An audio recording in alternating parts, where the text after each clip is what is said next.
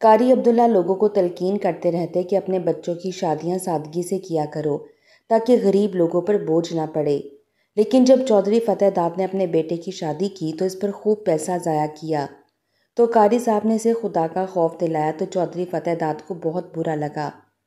قاری صاحب کی 2 جوان بیٹیاں تھیں تو چودھری فتح داد نے رازداری کے ساتھ ان کے رشتے اپنے جاننے والے دوست کے بیٹوں سے کروا دیے اور نکاح والے دن قاری صاحب نے 4 لوگوں کے کھانے کا انتظام کر دیا۔ لیکن جب بیٹیاں دھلنے بنی بیٹھی تھیں کہ اچانک باہر 1000 افراد کے ساتھ باراتیں آ گئیں، اور قاری صاحب نے جب یہ منظر دیکھا تو شفق آسمان پر چاروں جانب پھیل رہی تھی۔ قاری عبداللہ عصر کی نماز پڑھا کر ابھی ابھی گھر واپس آئے تھے۔ ان کے پڑوس میں بلا کا ہنگامہ مچا ہوا تھا۔ پڑوسی نظام الدین کی بیٹی کی آج شادی تھی۔ زور زور سے بجتے ہوئے گانوں نے پورے گاؤں میں تہلکہ مچا رکھا تھا۔ عجیب گہما گہمی سی تھی، مگر قاری عبداللہ نے اس منظر کو بڑی ناپسندیدگی سے دیکھا۔ انہیں شادی بیاہ پر ہونے والے ایسے ہلے گلے اور بلا دریغ پیسے کے ضیاع سے بے حد افسوس ہوتا تھا۔ خاموشی سے چلتے ہوئے وہ اپنے گھر میں داخل ہو گئے۔ انہیں دیکھتے ہی ان کی دونوں بیٹیاں لپک کر ان کے پاس آئیں۔ قاری عبداللہ کے چہرے پر مسکراہٹ دوڑ گئی۔ عالیہ اور سعدیہ دونوں میں ہی عمر کا بہت کم فرق تھا۔ دونوں ہی جوان تھیں اور شادی کے لائق بھی۔ ان کے سر پر پیار سے ہاتھ پھیرتے ہوئے قاری عبداللہ کے چہرے پر پریشانی کے سائے سے لہرانے لگے۔ انہیں اپنی بیٹیوں کی شادی کی بے حد فکر تھی۔ ابو، آپ کے لیے پانی لاؤں؟ عالیہ نے ان سے پوچھا۔ نہیں ابو، پہلے آپ میرے ہاتھ کی چائے پئیں گے ورنہ میں ناراض ہو جاؤں گی۔ یہ سعدیہ تھی، چھوٹی اور لاڈلی۔ قاری عبداللہ مسکرا دیے۔ انہی دونوں کی وجہ سے تو ان کے گھر میں رونق تھی۔ وہ نہیں جانتے تھے کہ انہی بیٹیوں کی وجہ سے ان کی زندگی میں کیسی تباہی آنے والی تھی۔ اس پوری رات ہی پڑوس میں ہونے والی شادی کے ہنگامے نے قاری عبداللہ کو سونے نہ دیا۔ قاری عبداللہ کی دونوں بیٹیاں کچھ دیر شادی میں شرکت کر کے واپس آ گئی تھیں۔ یوں ہی کروٹیں بدلتے ہوئے عبداللہ کی رات گزر گئی۔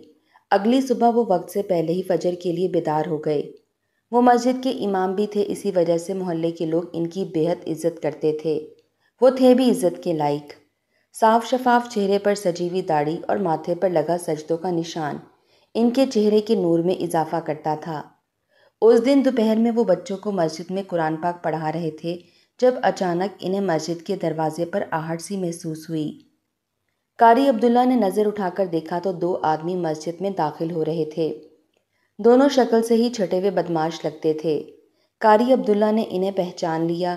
وہ چودھری فتح داد کے کرندے تھے۔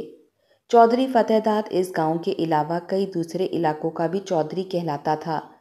طاقت اور روپیہ پیسہ اس کے گھر کی باندھی تھی۔ دولت کے نشے میں چور چودھری فتح داد ہر انسان کو ہی کیڑا مکوڑا تصور کرتا تھا، مگر صرف قاری عبداللہ ہی تھا جس سے وہ کبھی عزت سے بات کر لیا کرتا تھا۔ شاید یہ قاری عبداللہ کی ذات میں چھپا ہوا وہ انوکھا روب تھا جو چودھری کو ان سے بدزبانی نہ کرنے دیتا تھا۔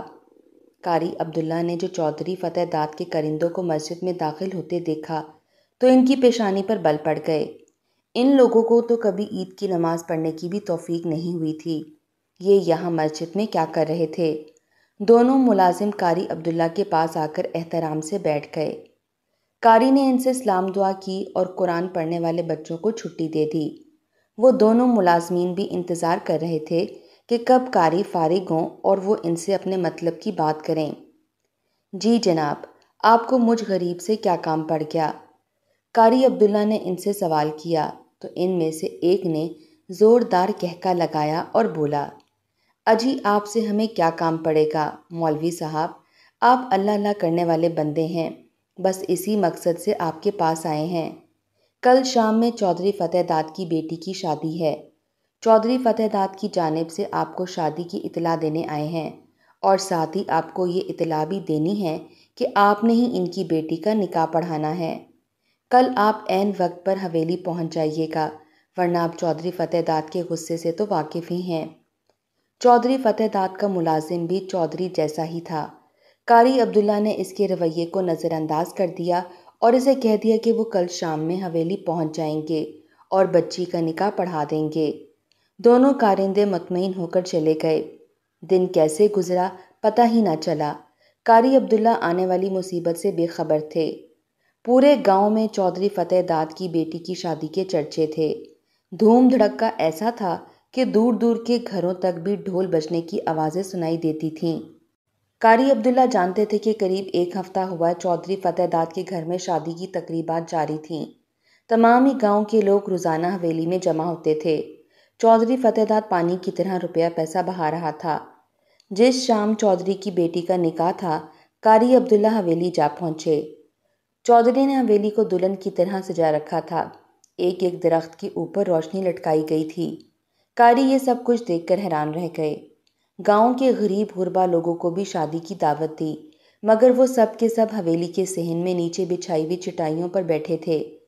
چودھری کے کارندوں نے قاری عبداللہ کو دیکھا تو انہیں جلدی سے حویلی کے اندر لے گئے، کیونکہ انہیں دلہن کا نکاح پڑھانا تھا۔ حویلی کے اندر کا انتظام دیکھ کر تو قاری عبداللہ کی آنکھیں کھلی کی کھلی رہ گئیں۔ یوں لگتا تھا جیسے چودھری فتح داد نے بلا دریغ پیسہ خرچ کیا ہے۔ دلہن کا شادی کا لباس لاکھوں کا تھا۔ اسے سر سے لے کر پیر تک سونے میں لاد دیا گیا تھا۔ قاری عبداللہ دل ہی دل میں افسوس کرتے ہوئے نکاح پڑھانے کے لیے بیٹھ گئے۔ بارات آئی تو ہزاروں کی تعداد میں افراد تھے جو گھوڑوں پر سوار ہو کر آئے تھے۔ چودھری فتح داد اور اس کے کارندوں نے آنے والوں پر رقم اچھالنی شروع کر دی۔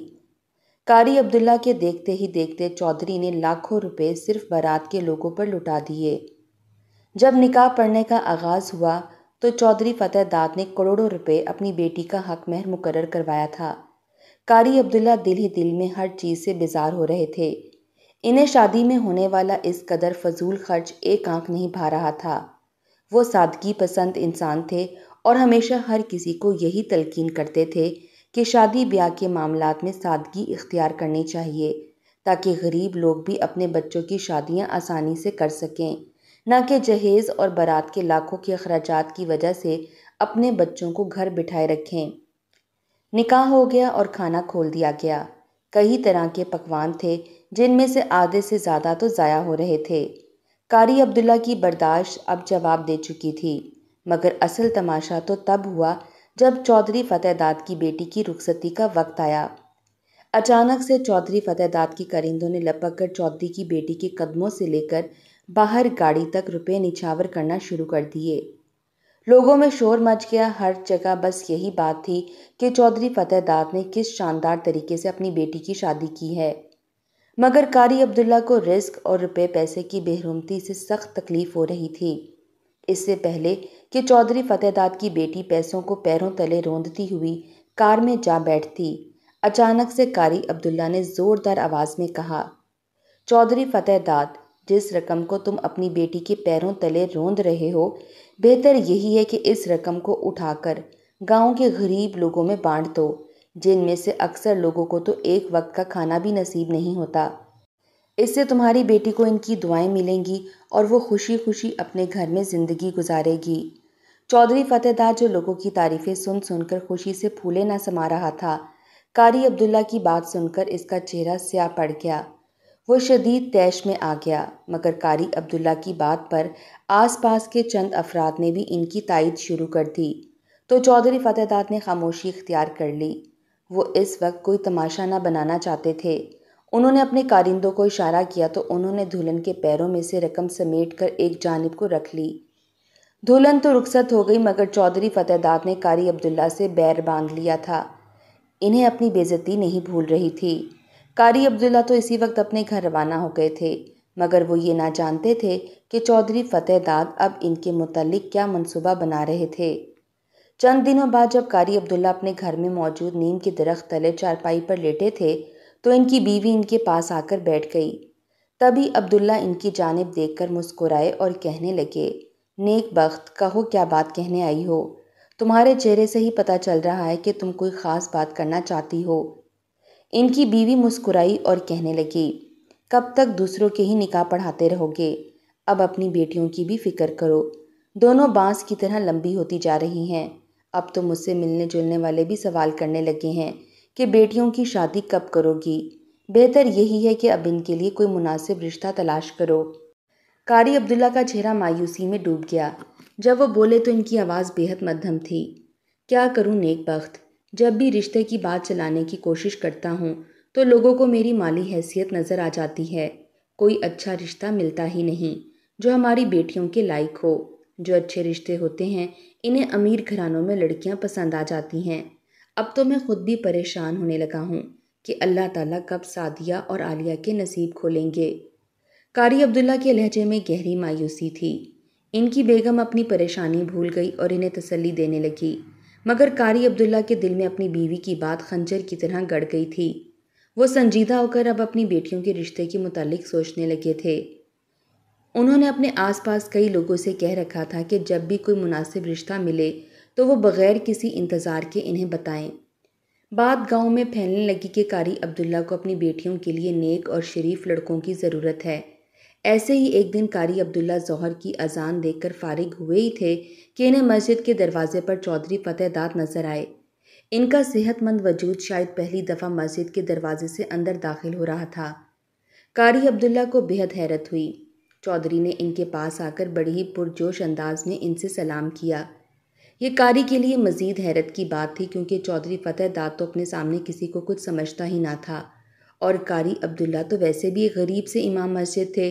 نہ جانے کیوں چودھری فتح داد اس قدر گرم جوشی سے قاری عبداللہ سے مل رہا تھا۔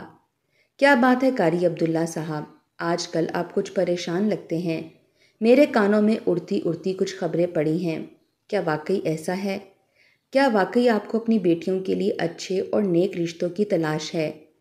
قاری عبداللہ ایک دم چونک گئے۔ انہیں چودھری فتح داد کے منہ سے ایسی بات کی امید نہیں تھی۔ رشتوں کی ضرورت تو ہر اس باپ کو ہوتی ہے جس کی بیٹیاں جوان ہوں، سو مجھے بھی ہے، مگر آپ تک اطلاع کس نے پہنچائی؟ قاری عبداللہ نے حیرت سے پوچھا تو چودھری فتح داد نے زور سے کہکا لگایا، یہ گاؤں میرا ہے قاری صاحب، آپ صرف ایک مسجد کے امام ہیں، مگر میں یہاں کے ہر فرد کا امام ہوں۔ گاؤں میں ہونے والی کوئی بھی بات مجھ سے ڈھکی چھپی نہیں رہتی۔ میں یہاں پر آج اسی لیے آیا ہوں کیونکہ مجھے آپ کی پریشانی کا اندازہ ہے۔ میں خود بھی آپ کی مدد کرنا چاہتا ہوں۔ قاری کو حیرت کا جھٹکا لگا۔ چودھری فتح داد کی بیٹی کی رخصتی والے دن قاری عبداللہ نے چودھری فتح داد کی اچھی خاصی بے عزتی کر دی تھی، مگر اس کے باوجود وہ اتنی خوش دلی سے قاری صاحب سے مل رہا تھا۔ قاری عبداللہ کو اپنے دل میں افسوس ہونے لگا کہ انہوں نے چودھری فتح داد کے متعلق کتنی بدگمانیاں پال رکھی ہیں۔ وہ یقیناً ایک اچھے انسان تھے۔ میرے پاس ایک بہت ہی مناسب گھرانے کے 2 رشتے موجود ہیں، وہ دونوں میرے ہی رشتہ دار لگتے ہیں۔ میں چاہتا ہوں کہ آپ ان دونوں لڑکوں سے مل لیں۔ انہیں بھی نیک لڑکیوں کی تلاش ہے، روپے پیسے سے انہیں کوئی غرض نہیں۔ اگر آپ دونوں ایک دوسرے کو پسند کر لیتے ہیں تو اس سے اچھی بات اور کیا ہوگی کہ ایک ہی گھر میں آپ کی دونوں بیٹیاں بیاہ کر جائیں۔ چودھری کی بات سن کر قاری کے دل میں ایک دم خوشی کی لہر پھوٹی۔ ان کا سب سے بڑا مسئلہ حل ہونے جا رہا تھا۔ انہیں بھلا کیا اعتراض ہو سکتا تھا؟ انہوں نے چودھری فتح داد سے ان لوگوں سے ملنے کی خواہش ظاہر کی۔ چودھری نے انہیں وقت دیا کہ وہ اس وقت ان کی حویلی آ جائیں تاکہ وہ رشتے والوں سے ملاقات کرا سکیں۔ اس شام قاری عبداللہ بہت خوش تھے۔ چودھری فتح داد نے تو انہیں اتنی بڑی خوشی کی خبر سنائی تھی کہ ان سے سنبھالی ہی نہیں جا رہی تھی۔ ان کی بیوی نے ان کے چہرے سے بھانپ لیا کہ آج کوئی انوکھی بات ضرور ہے۔ جب انہوں نے پوچھا تو قاری فتح داد نے مسکراتے ہوئے انہیں چودھری فتح داد کے لائے ہوئے رشتوں کے بارے میں بتایا۔ ان کی بیگم بھی حیران رہ گئی۔ چودھری فتح داد کی شہرت سے تو وہ بھی واقف تھیں، مگر دونوں میاں بیوی خوش تھے کہ چاہے کسی کے تواسط سے ہی صحیح، مگر ان کی بیٹیوں کو اچھے اور نیک رشتے ملنے والے ہیں۔ اسی شام چودھری نے قاری عبداللہ اور ان کی بیوی کو اپنے گھر کھانے پر مدعو کر لیا۔ قاری صاحب دھڑکتے ہوئے دل کے ساتھ جب وہاں پہنچے تو چودھری فتح داد نے بڑے ہی پرجوش انداز میں ان کا استقبال کیا۔ آئیے آئیے قاری صاحب، ہم لوگ کب سے آپ لوگوں کا انتظار کر رہے تھے۔ آپ کے ہونے والے داماد بڑی بے چینی سے آپ کے منتظر ہیں، ادھر ڈرائنگ روم میں آ جائیے۔ قاری عبداللہ اور ان کی بیوی چودھری کے پیچھے پیچھے چلتے ہوئے ڈرائنگ روم میں داخل ہوئے۔ وہاں چند افراد بیٹھے تھے۔ 2 نوجوان لڑکے تھے جو چہرے سے بہت ہی شریف اور نیک گھرانوں کے لگتے تھے۔ قاری عبداللہ نظر شناس تھے۔ انہوں نے ایک ہی نظر میں پہچان لیا کہ دونوں نوجوان نہایت نیک ہیں۔ دونوں لڑکوں کے والد صاحب بھی قاری عبداللہ کو اچھے سے جانتے تھے۔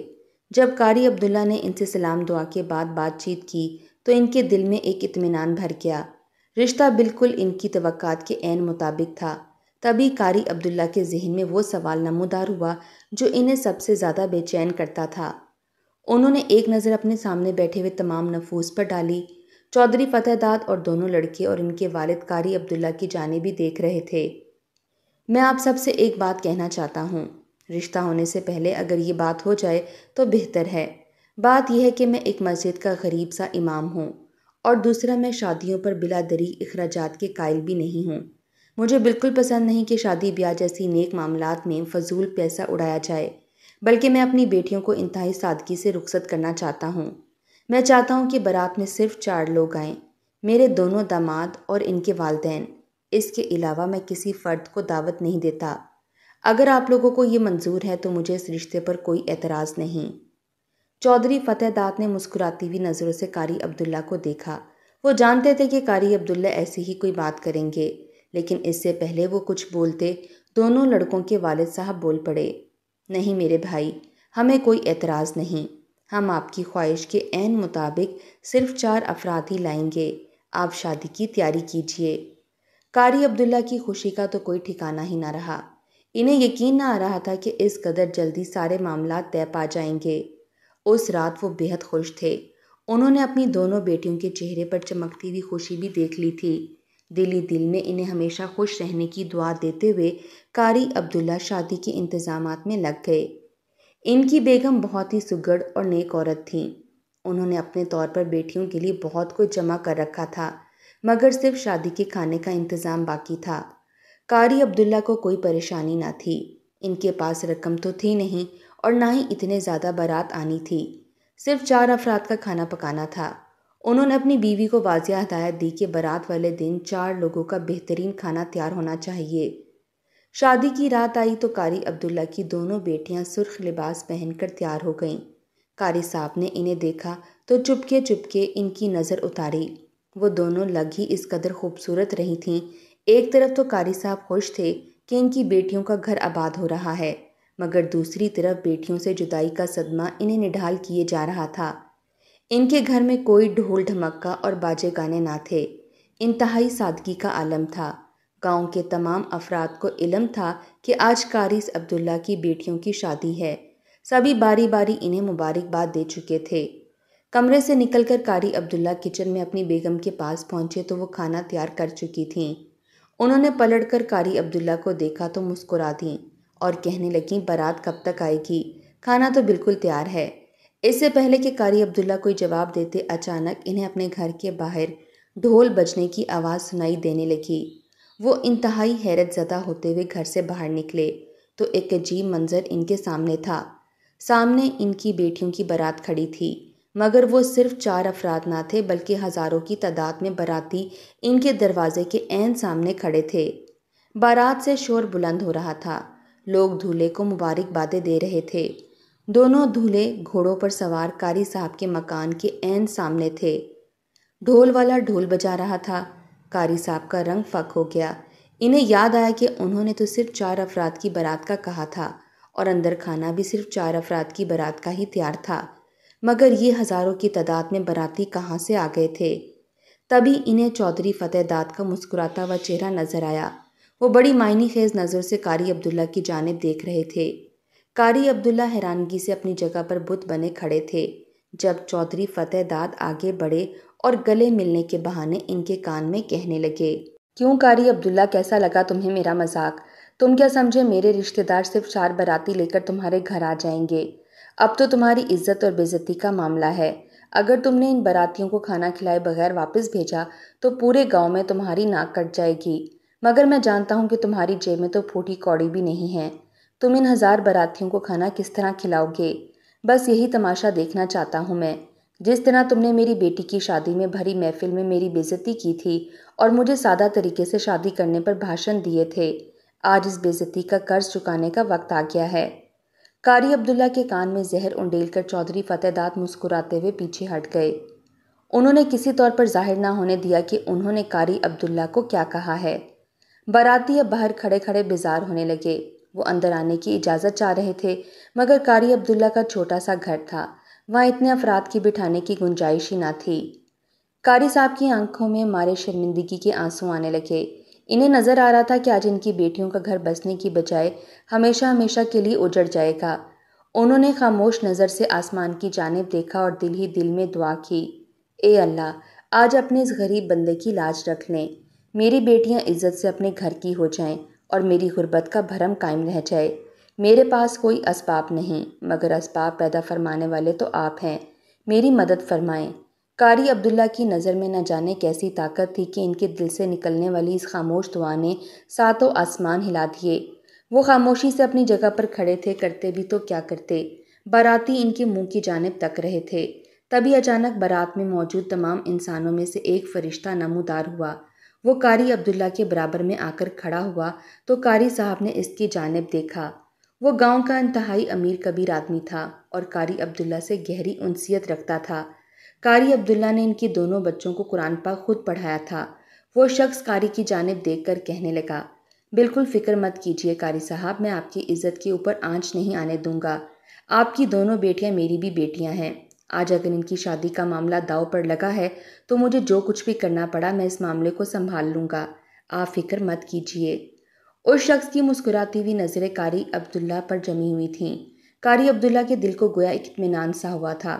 وہ نہیں جانتے تھے کہ یہ شخص کیا کرے گا، مگر وہ خاموشی سے بس دیکھے جا رہے تھے۔ تبھی اس شخص نے باراتیوں کی جانب دیکھ کر زور سے پکارا، قاری عبداللہ میرے بہت محترم استاد ہیں، ان کے مجھ پر بہت سے احسانات ہیں، میں چاہتا ہوں کہ آج ان احسانات کا بدلہ اتار دوں۔ آپ سب باراتیوں کا انتظام میرے گھر پر ہو چکا ہے۔ میرا گھر یہاں سے چند گلیوں کے فاصلے پر ہے۔ میں چاہتا ہوں قاری صاحب کی دونوں بیٹیوں کو میں اپنی بیٹیوں کی طرح اپنے گھر سے رخصت کروں اور آپ تمام افراد کے کھانے کا بندوبست بھی قاری صاحب کے کہنے پر میرے ہی گھر میں ہوا ہے۔ نیک کام میں مزید تاخیر نہیں کرنی چاہیے۔ بہتر یہی ہے کہ آپ اس شاندار بارات کو میرے گھر تک لے چلیں۔ آپ کو دونوں لڑکیوں کی رخصتی وہیں سے کر کے دی جائے گی۔ قاری عبداللہ نے ایک جھٹکے سے سر اٹھا کر اس شخص کو دیکھا۔ وہ انسان تھا یا فرشتہ جنہوں نے اس مشکل وقت میں ان کی عزت بچا لی تھی۔ باراتی ڈھول بجاتے ہوئے اس شخص کے گھر کی جانب بڑھنے لگے۔ اس شخص نے پلٹ کر قاری عبداللہ کی جانب دیکھا اور کہنے لگا، آپ فکر مت کیجیے، 1 گھنٹے کے اندر اندر ان سب کے لیے کھانا تیار ہو جائے گا۔ آپ اپنی بیٹیوں کو تیار کیجیے، ان کی شادی آج ہی ہوگی۔ اتنا کہہ کر یہ شخص اپنے گھر کی جانب بڑھ گیا۔ اسے باراتیوں کے لیے جگہ اور کھانے کا انتظام کرنا تھا۔ قاری عبداللہ خاموشی سے کھڑے اسے جاتا ہوا دیکھتے رہے۔ تبھی انہیں چودھری فتح داد نظر آیا۔ وہ بارات کے ساتھ نہ گیا تھا بلکہ سیاہ پڑتے ہوئے چہرے کے ساتھ عین قاری عبداللہ کے سامنے کھڑا تھا۔ اس کی چال ناکام ہو گئی تھی اور اس سے یہ برداشت نہ ہو رہا تھا کہ اس نے جو قاری عبداللہ کو ذلیل کرنے کا سوچا تھا ویسا کچھ نہ ہوا تھا۔ قاری عبداللہ ایک دم مسکرا دیے۔ وہ جانتے تھے کہ یہ مدد اللہ کی طرف سے آئی تھی۔ وہ آگے بڑھے اور چودھری فتح داد کے گلے لگ گئے اور بالکل انہی کی طرح ان کے کان کے پاس سرگوشی کر کے کہنے لگے، میرے دوست، عزت اور ذلت صرف اللہ کے ہاتھ میں ہے۔ میں اور تم اس سلسلے میں کچھ نہیں کر سکتے۔ تم نے جو گڑھا میرے لیے کھودا تھا عین ممکن ہے کہ کسی روز خود ہی اس میں گر جاؤ۔ قاری عبداللہ اس سے الگ ہوئے اور کہنے لگے، میں اب چلتا ہوں، میری بیٹیوں کی رخصتی کا وقت قریب ہے۔ اتنا کہہ کر قاری عبداللہ مسکراتے ہوئے گھر کے اندر چل دیے۔ انہیں اپنی بیگم کو اطلاع کرنی تھی کہ 1 گھنٹے بعد باراتی ان کی بیٹیوں کو لینے پہنچ جائیں گے، اس لیے وہ 4 افراد کا کھانا مسجد میں پہنچا دیا جائے، کیونکہ ان کے باراتیوں کے کھانے کا بندوبست تو ایک فرشتے نے کر دیا تھا۔